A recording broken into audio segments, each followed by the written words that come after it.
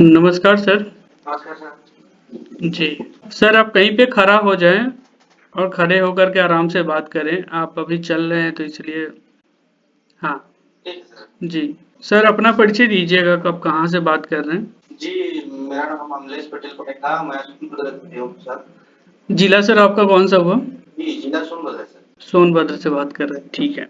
क्या समस्या है फसल में, क्या जानकारी चाहते जी, हैं। जी अभी तो फिलहाल फसल वो मटर की खेती है सर, उसमें वो वो गूगल टाइप में क्या पौधा जो है ना सूख रहा है सर। ठीक है, ठीक है, मैं समझ गया आपकी बात। ठीक है, मेरी आवाज़ आपको सुनाई दे रही है अच्छे तरीके से, एक बार बता देंगे। जी, जी आवाज़ आ रही है। हाँ।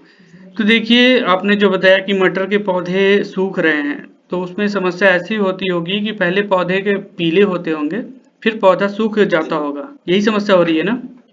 जी, जी, हाँ, तो देखिए ये होने का जो कारण है, 2-3 कारण हैं। और 2-3 कारण क्या है वो मैं बता रहा हूँ। पहला क्या है कि मटर के फसल में कभी भी अगर आप सिंचाई करें, तो अधिक सिंचाई ना करें। ठीक है? मटर के फसल में 2 से 3 सिंचाई की आवश्यकता होती है। और जब भी आप सिंचाई करें तो हल्की सिंचाई करें। अधिक सिंचाई करने से या मिट्टी में अधिक नमी होने से क्या होता है कि मटर के पौधे सूखने लगते हैं। पहला कारण ये है। दूसरा कारण ये है कि मिट्टी में अगर कम नमी रहेगी तो फिर पौधे सूखेंगे, तो समय जी, से सिंचाई करना जरूरी है। फिर जो तीसरा कारण है वो ये है कि जमीन के अंदर क्या होता है कि जड़ में कीट और फफूंद होते हैं, जो क्या जी, करते जी, हैं कि जड़ को खराब कर देते हैं, जिसके कारण क्या होता है कि पौधे पीले होकर के सूखने लगते हैं। तो यही 3 से 4 कारण हैं जिसके वजह से मटर के पौधे सूखते हैं पीले होकर के। तो सर इसके लिए आपको क्या करना चाहिए। तो समय से सिंचाई करनी चाहिए मटर के फसल में। अधिक सिंचाई जी, नहीं करनी चाहिए, हल्की सिंचाई करेंगे, जब भी करेंगे तो हल्की सिंचाई करेंगे। ज्यादा ज्यादा पानी देने की आवश्यकता नहीं है। और ज़रूरत पड़ने पे सिंचाई करेंगे। ऐसा नहीं कि मिट्टी में नमी है और इसके बाद भी आप सिंचाई कर रहे हैं लगातार, तो ये गलत है। इसके जी। वजह से क्या होता है कि पौधे सूखने लगते हैं। तो अभी क्या करना है, थोड़ा आप मुझे बता सकते हैं कि अंतिम सिंचाई आपने कब करी है और अभी तक कितनी सिंचाई हो चुकी है मटर के फसल में। पहले सिंचाई लगाए हैं सर, पहला सिंचाई किए हैं। अच्छा, कितने दिन के बाद सिंचाई किया है आपने बीज बुआई के। बीज बीज बुआने के बाद में 20 दिन के बाद सिंचाई की है उसमें। अच्छा, 20 दिन के बाद आपने सिंचाई किया। ठीक है, सिंचाई के साथ किसी भी तरह के खाद उर्वरक का प्रयोग या दवा का प्रयोग सिंचाई के साथ आपने किया है। जी, सिंचाई से पहले मैं नैनो यूरिया का मैंने प्रयोग किया था सर। अच्छा, स्प्रे के माध्यम से आपने किया होगा। स्प्रे किया। अच्छा, ठीक है, कोई बात नहीं। और ये समस्या सिंचाई के बाद शुरू हुई है, सिंचाई से पहले से ये समस्या थी। सिंचाई के बाद हुई है सर। हाँ, तो वही कारण वही है कि आपने अधिक मात्रा में सिंचाई की है, जिसके वजह से मटर के पौधे सूखने लगे हैं।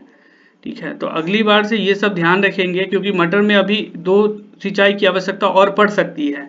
2 या 1 सिंचाई की आवश्यकता और पड़ेगी, क्योंकि अभी फल फूल आएंगे तो उस समय 1 सिंचाई करने की ज़रूरत होती है। तो जब अब अगली जी, सिंचाई करेंगे तो उस समय ध्यान देंगे कि हल्की सिंचाई करनी है, बिल्कुल हल्की सी सिंचाई करनी है, ज़्यादा सिंचाई करने की ज़रूरत नहीं है। ठीक जी, है। अब रोग के नियंत्रण के लिए मैं कुछ दवाइयों के बारे में बता रहा हूँ। उस दवा का आप छिड़काव कर देंगे कि जैसे मार्केट में आप खाद बीज के दुकान से साफ नाम की दवा आती है। साफ नाम की जी, दवा आती है। उसका 25 से 30 ग्राम 15 लीटर पानी में घोल के छिड़काव करेंगे। जी, 25 से 30 ग्राम 15 लीटर पानी में घोल के छिड़काव करेंगे। ठीक है। ये दवा जो है आपको सप्ताह में एक बार करना है, मतलब 2 से 3 दवा का छिड़काव करना है अभी से लेकर के। तो ये जो पौधे सूखने की समस्या है वो ठीक हो जाएगी। दूसरा काम ये करना है कि जो पौधे सूख गए हैं उस पौधे को उखाड़ करके देखना है।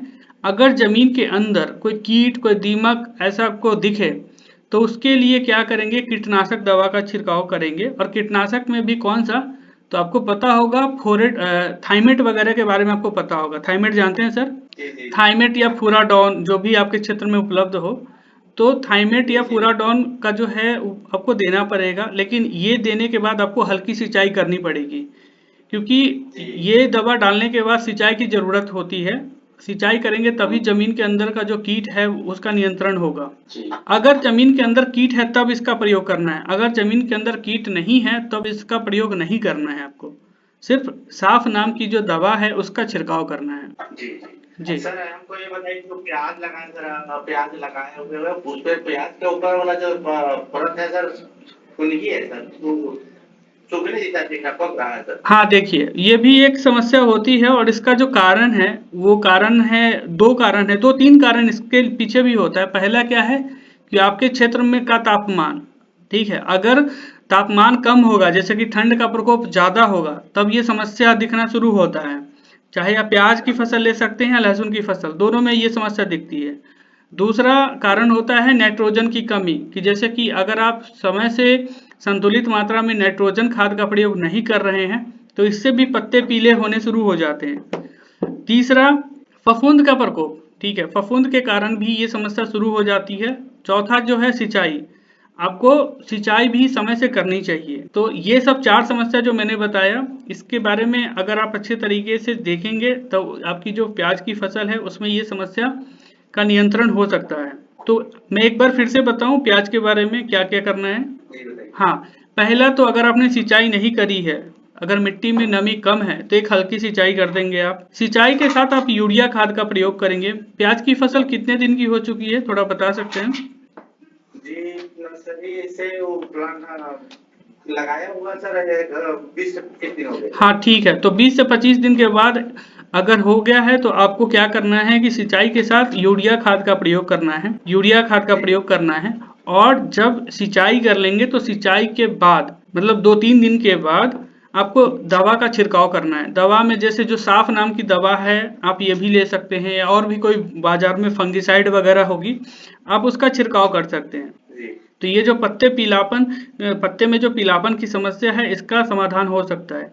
पत्ते मुड़ तो नहीं रहे ना, सिर्फ पीले हो रहे हैं। ये पीले हो रहे थे ऊपर से ऊपर हरिया क्या है ऊपर तो जो है उसका पीला हो गया। हाँ, तो वही वही फंगस का प्रकोप है, फफूंद जनित रोग का प्रकोप है, जिसके कारण वो पत्ते पीले हो रहे हैं। जी, और कोई सवाल सर आपका?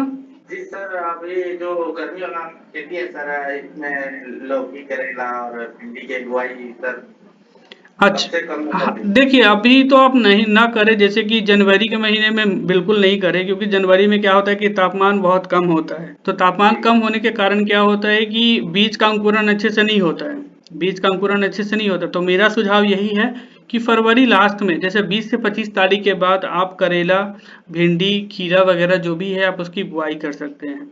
और कोई सवाल सर आपका? नहीं सर, अब तो वही सवाल ही सर दिख रहा है। जी, ठीक।